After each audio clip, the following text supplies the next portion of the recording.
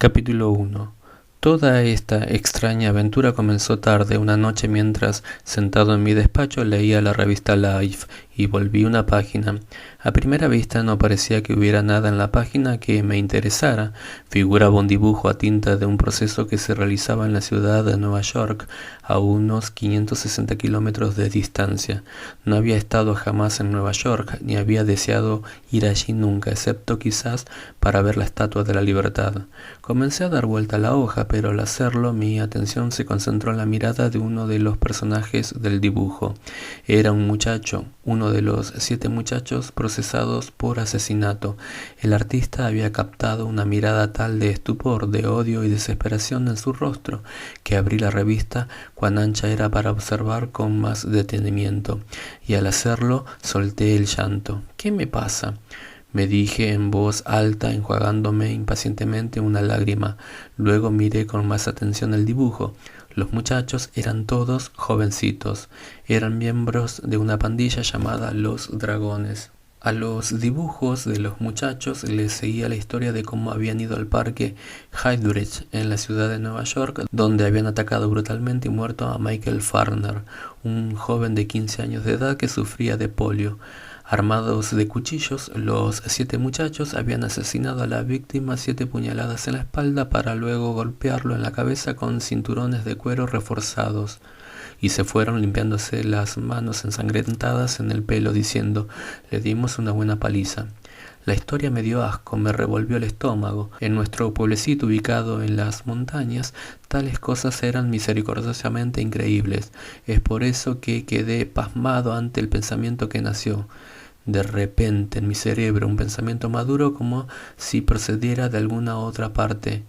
Ve a la ciudad de Nueva York y ayuda a esos muchachos. Lancé una ruidosa carcajada. ¿Yo ir a Nueva York? ¿Un predicador rural meterse en una situación que desconoce por completo? Ve a la ciudad de Nueva York y ayuda a esos muchachos. El pensamiento estaba aún allí, vívido como siempre y al parecer del todo independientemente de mis propios sentimientos e ideas. Seré un necio si voy, no sé nada de muchachos como esos, y no quiero tampoco saber nada de ellos. Pero no había nada que hacer, la idea no se borraba de mi mente, tenía que ir a Nueva York y además era imprescindible que lo hiciera de inmediato mientras se ventilaba el proceso. Al fin de entender el cambio radical que esta idea representaba para mí, es necesario decir que hasta ese día que volví la página de la revista, la mía había sido una vida corriente pero satisfactoria. La pequeña iglesia ubicada entre las montañas de Phillipsburg, Pensilvania, de la que yo era pastor, había crecido paulatinamente. Habíamos construido un nuevo edificio para la iglesia, una nueva casa pastoral, y el presupuesto para la obra misionera aumentaba constantemente. Estaba satisfecho de nuestro crecimiento, puesto que 4 años antes, cuando Wynne y yo arribamos por primera vez a Phillipsburg o como candidatos para el púlpito vacante de la iglesia, esta ni aún tenía edificio propio. La congregación, compuesta de 50 miembros, se reunía en una casa particular, empleando el piso de arriba para casa pastoral y la planta baja para los cultos de la iglesia. Cuando la comisión encargada de elegir el nuevo pastor nos llevó para que viéramos la casa, recuerdo que el tacón del zapato de Wynne atravesó el piso de madera de la casa pastoral. Se necesitaba hacer algunas reparaciones, admitió una de las damas de la iglesia, una señora corpulenta que tenía puesto un vestido de algodón estampado. Recuerdo que noté que esta mujer tenía en los nudillos de los dedos grietas llenas de tierra a raíz de los trabajos agrícolas. «Los dejaremos solos para que recorran la casa a su gusto», nos dijeron. Y así fue que Wynne continuó recorriendo solo el piso de arriba de la casa. Por la forma como cerraba las puertas me daba cuenta de que no se sentía feliz, pero la verdadera sorpresa se produjo cuando abrió un cajón de la cocina. La oí dar un grito y corrí escaleras arriba. Allí estaban todavía procurando escabullirse 7 u 8 cucarachas grandes, negras y gordas. Wynne cerró de golpe el cajón. «Oh, David, no puedo», me dijo llorando, y sin esperar que le respondiera salió corriendo por el pasillo y bajó a todo correr las escaleras, mientras que sus tacones altos hacían un ruido estrepitoso. Me disculpé como pude ante la comisión y seguí a Wynne hasta el hotel, el único hotel de Phillipsburg, donde la encontré que ya me esperaba con el bebé. «Lo siento, querido —me dijo—. Es una gente tan buena, pero yo le tengo terror a las cucarachas. Wynne había ya empacado las valijas. Era evidente que, por lo que a Wynne tocaba, Phillipsburg, Pensilvania, tendría que buscar otro candidato. Pero las cosas no sucedieron así. No podíamos irnos antes de la noche porque yo tenía que predicar en el culto vespertino. No recuerdo si mi sermón fue bueno, y sin embargo había algo en ese sermón que pareció impresionar a las 50 personas que asistían a esa pequeña casa iglesia. Varios de aquellos agricultores de manos encallecidas, sentados ante mí, se enjuagaban las lágrimas con el pañuelo. Terminé mi sermón y mentalmente subí a mi automóvil y comenzaba a viajar alejándome a través de las colinas de Phillipsburg, cuando de repente un anciano caballero se puso de pie en el culto y dijo: «Reverendo Wilkerson, ¿quiere venir a ser nuestro pastor?». Se trataba de una forma más bien desusada y tomó a todos por sorpresa, incluso a mi esposa y a mí. Hacía varias semanas que los miembros de esta pequeña iglesia de las Asambleas de Dios no podían ponerse de acuerdo respecto de cuál candidato elegir, y ahora el anciano Meyer tomaba el asunto en sus propias manos y me invitaba directamente, pero en vez de oposición fue respaldado por cabezas que asentían y voces de aprobación. «Usted puede salir por unos instantes y consultar con su esposa», me dijo el señor Meyer. «Hablaremos con ustedes dentro de unos momentos». Afuera en el coche, a oscuras, Wynne guardaba silencio. Debbie estaba dormida en la cunita de mimbre en el asiento trasero del coche, la valija apoyada junto a ella, empacada y lista. Y en el silencio de Wynne se trasuntaba una callada protesta contra las cucarachas. «Necesitamos ayuda», Wynne dijo. Apresuradamente, «Creo que debemos orar». «Háblale respecto de esas cucarachas», dijo Wynne sombríamente. «Bien, eso haré». Incliné la cabeza. Allí en la oscuridad, frente a aquella pequeña iglesia, hice un experimento en una clase especial de oración que busca hallar la voluntad de Dios mediante una señal. Esta forma de hallar la voluntad del Señor se originó con Gedeón, quien, al tratar de hallar la voluntad de Dios para su vida, pidió una señal con un vellón de lana. Puso un vellón de lana de cordero en el suelo y le pidió a Dios que enviara rocío en todas partes menos en el vellón. Por la mañana la tierra estaba humedecida de rocío, pero el vellón de Gedeón estaba seco. Dios le había concedido la señal. «Señor», dije en voz alta, «quisiera que me dieses ahora una señal. Estamos dispuestos a hacer tu voluntad si podemos descubrir cuál es. Señor, si quieres que nos quedemos aquí en Phillipsburg, te pedimos que nos los hagas saber, haciendo que la comisión nos elija por unanimidad de votos y que por iniciativa propia decidan refaccionar la casa pastoral, poniendo una refrigeradora decente y una cocina económica». «Y señor», dijo Wynne interrumpiéndome, porque en ese momento se abría la puerta del frente de la iglesia y la comisión comenzaba a caminar hacia nosotros, «que por propia iniciativa maten las cucarachas». La comisión salió de la iglesia seguida de toda la congregación y la reunión alrededor del automóvil, junto al cual ahora Wynne y yo estábamos de pie. El señor Meyer se aclaró la garganta. En tanto que él hablaba, Wynne me oprimió la mano en la oscuridad. «Reverendo Wilkerson y señora», dijo. Hizo una pausa y comenzó de nuevo. «Hermano David, hermana Wynne, hemos votado y todos estamos de acuerdo en que ustedes sean nuestros pastores. La votación ha sido 100%. Si resuelven venir, repararemos la casa pastoral, pondremos una nueva cocina y otras cosas necesarias, y la hermana Williams me dice que fumigará el lugar para librarnos de esas cucarachas», añadió la señora Williams dirigiéndose a Wynne.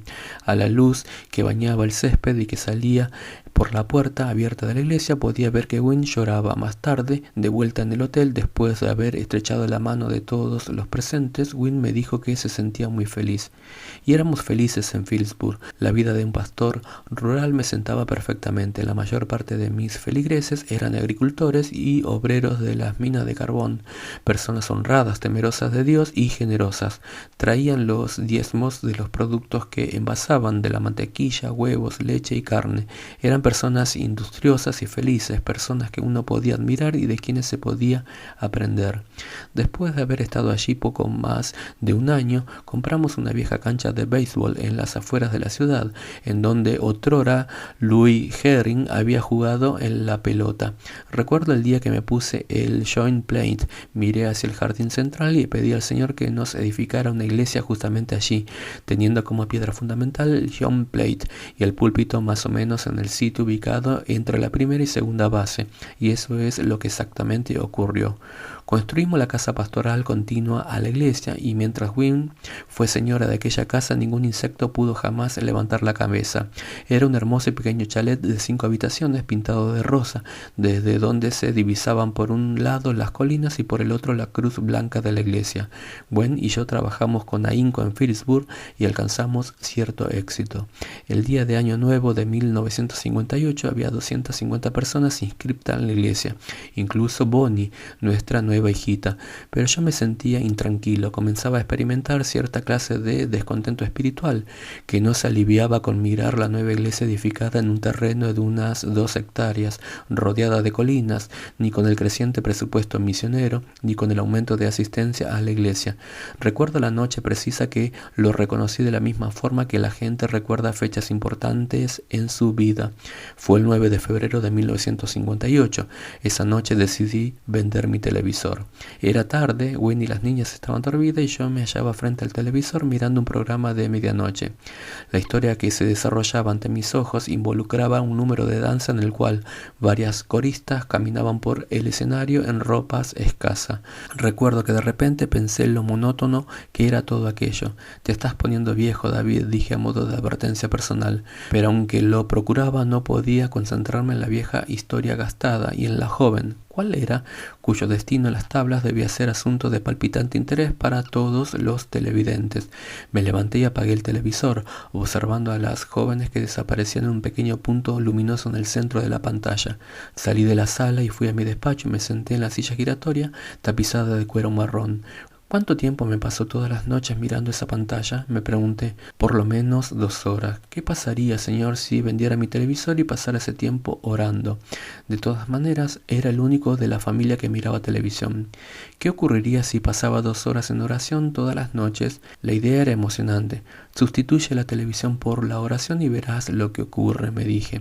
De inmediato acudieron a mi mente objeciones a esa idea. Por la noche estaba cansado, necesitaba relajar mis nervios y cambiar el ritmo. La televisión era parte de nuestra cultura social. No era bueno que un ministro evangélico se aislara de aquello que la gente veía y que era tema de conversaciones. Me levanté de la silla, apagué las luces y me paré junto a la ventana mirando hacia las colinas, bañadas por la luz de la luna. Luego le pedí otra señal al Señor, una señal que estaba destinada a cambiar mi vida. Impuse a Dios una condición difícil, según me parecía, puesto que en realidad no quería dejar la televisión. Jesús, dije, necesito ayuda para decidirme, de manera que he aquí lo que te pido. Voy a poner un aviso en el diario ofreciendo en venta mi televisor. Si tú apoyas la idea, haz que un comprador aparezca de inmediato, que aparezca dentro de 1 hora, dentro de media hora de haber salido al diario a la calle. Cuando le hablé a Wynne respecto de mi decisión, a la mañana siguiente, no pareció impresionada. «¿Media hora?», exclamó. «Me parece a David Wilkerson que en realidad no quieres orar». Wynne estaba en lo cierto, pero de cualquier manera puse el aviso en el diario. Era un cuadro cómico en nuestra sala. Después que apareciera el diario, yo me hallaba sentado en el sofá con el televisor que me miraba desde un lado y las niñas y Gwen desde el otro, y mis ojos fijos en un gran reloj despertador junto al teléfono. Pasaron 29 minutos. «Bien», Wynne dijo, «parece que tienes razón. Yo creo que no voy a tener que...». Sonó el teléfono. Tomé el auricular lentamente mirando a Wynne. «¿Tiene un televisor para la venta?», me preguntó un hombre del otro lado de la línea. «Sí, es un RCA, en buenas condiciones, con pantalla de 48 centímetros. Lo compré hace 2 años. ¿Cuánto quiere?». $100, le dije rápidamente. Ni había pensado cuánto pedir hasta ese momento. «Trato hecho», dijo el hombre sencillamente. ¿Ni lo quiere ver siquiera? No, téngalo listo en 15 minutos. Llevaré conmigo el dinero. Desde entonces mi vida no ha sido la misma. Todas las noches a medianoche, en vez de hacer girar botones y perillas, entraba en mi despacho, cerraba la puerta y comenzaba a orar. Al principio las horas parecían marchar lentamente y me ponía intranquilo. Luego aprendí a integrar la lectura sistemática de la Biblia con mi vida de oración. Nunca había leído antes la Biblia de tapa a tapa, incluyendo las genealogías, y aprendí lo importante que es establecer el equilibrio entre la oración que pide y la oración de alabanza. Qué maravilloso es pasar 1 hora entera dándole gracias a Dios. Esta práctica sitúa la vida en una perspectiva distinta. Fue durante una de esas noches de oración que tomé al azar la revista Life. Me había sentido extrañamente intranquilo esa noche. Estaba solo en la casa. Wynne y las niñas se hallaban en Pittsburgh, visitando a los abuelos. Había estado orando durante largo tiempo. Me sentía particularmente cerca de Dios y, sin embargo, por razones que no podía entender, sentía que pesaba sobre mi corazón una tristeza grande y profunda. Esa tristeza cayó sobre mi corazón de repente y comencé a preguntarme lo que podría significar. Me puse de pie y encendí las luces de mi despacho. Me sentía intranquilo, como si hubiese recibido órdenes sin poder entender en qué consistían. ¿Qué es lo que quieres, señor? Di unas vueltas por mi oficina procurando entender lo que me estaba ocurriendo. Sobre mi escritorio había un ejemplar de la revista Life. Estiré la mano para tomarlo y luego me detuve. No iba a caer en esa trampa, leer una revista cuando debía estar orando. Comencé a caminar de nuevo por la oficina y cada vez que me acercaba al escritorio mi atención convergía en la revista. Señor, ¿hay en la revista algo que tú quieres que yo vea? Dije en alta voz. Mis palabras retumbaron en el silencio de la casa. Me senté en la silla giratoria, tapizada de cuero y con el corazón palpitante, como si estuviera en los umbrales mismos de algo portentoso que no podía entender. Abrí la revista. Momentos más tarde mi vista se había fijado en aquel dibujo a tintas de los 7 muchachos y las lágrimas comenzaban a correr por el rostro. La noche siguiente era miércoles, noche de culto de oración en la iglesia. Decidí informar a la congregación respecto de mi experimento de oración de las 12 a las 2 de la mañana y acerca de la extraña sugerencia que había resultado de ese experimento de oración. La noche de aquel miércoles era fría, era mediados del invierno y había comenzado a nevar. No fueron muchas las personas que vinieron esa noche a la iglesia. Los agricultores, según creo, temían ser sorprendidos por una tormenta de nieve en el pueblo. Hasta las gentes del pueblo que asistían al culto llegaron tarde y ocuparon los últimos asientos de la iglesia, que es siempre una mala señal para el predicador. Significaba que tendría una congregación fría a la cual dirigir la palabra. No intenté siquiera predicar un sermón esa noche. Cuando me puse de pie tras el púlpito pedí que todos pasaran a sentarse en las primeras bancas, porque tengo algo que quiero enseñarles, les dije. Abrí la revista Life y se las enseñé. Miren bien la cara de esos muchachos, les dije. Luego les narré cómo el llanto había acudido a mis ojos y cómo había recibido instrucciones claras de ir yo mismo a Nueva York y procurar ayudar a esos muchachos. Mis feligreses me miraban impasibles, no me daban a entender y me daba cuenta del porqué. El instinto natural de cualquiera sería la adversión hacia esos jóvenes, no de simpatía. Ni aun yo podía entender mi propia reacción. Luego ocurrió algo maravilloso. Le informé a la congregación que iría a Nueva York, pero no tenía dinero. A pesar de que había tan pocas personas presentes esa noche y de que no entendían lo que yo trataba de hacer, mis feligreses se pusieron de pie en silencio, avanzaron hacia el frente de la iglesia y uno por uno colocaron su ofrenda sobre la mesa de la comunión. La ofrenda alcanzó a los $75, más o menos lo suficiente para un viaje de ida y vuelta en automóvil a Nueva York. El jueves estaba listo para partir. Llamé por teléfono a Wynne y le expliqué, temo que sin éxito, lo que trataba de hacer. ¿Crees sinceramente que el Espíritu Santo es quien te dirige?, me preguntó Wynne. Sí, querida, lo creo sinceramente. Bien, entonces no te olvides de llevar medias abrigadas. En las primeras horas de la mañana del jueves subí a mi viejo automóvil con Miles Hoover, el director de los jóvenes de mi iglesia. Di marcha atrás al coche y salí a la calle. Nadie nos vino a despedir, otro indicio de la falta total de entusiasmo que acompañaba al viaje. Y a esa falta de entusiasmo no se podía achacar simplemente a los demás, lo sentía yo mismo. Continuamente me preguntaba qué era lo que me llevaba hasta Nueva York, con una página arrancada de la revista Life. Me preguntaba incesantemente por qué el rostro de aquellos muchachos me hacía llorar aún ahora cuando los miraba. Tengo miedo, Miles, tengo miedo, confesé finalmente mientras corríamos a lo largo de la autopista de Pensilvania. ¿Miedo? Temo que esté haciendo algo temerario. Quisiera saber si hay alguna manera de estar seguro que Dios es quien dirige mis pasos y no es algún capricho alocado de mi propia cabeza. Manejé un rato en silencio. Miles, ¿qué? Mantenía los ojos fijos en la carretera y no me atrevía a mirarle de frente. Quiero que hagas algo. Saca la Biblia y ábrela al azar y léeme el primer pasaje sobre el cual pongas el dedo.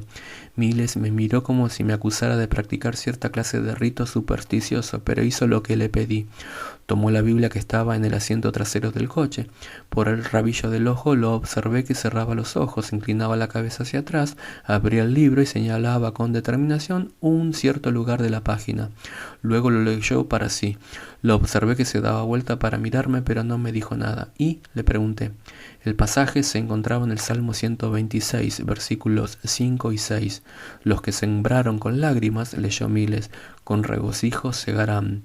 Irán dando y llorando el que lleva la preciosa semilla, mas volverá a venir con regocijo trayendo sus gavillas. Esos versículos nos animaron profundamente mientras viajábamos hacia Nueva York, y era una buena cosa, puesto que sería el último consuelo que íbamos a recibir durante un tiempo largo, muy largo.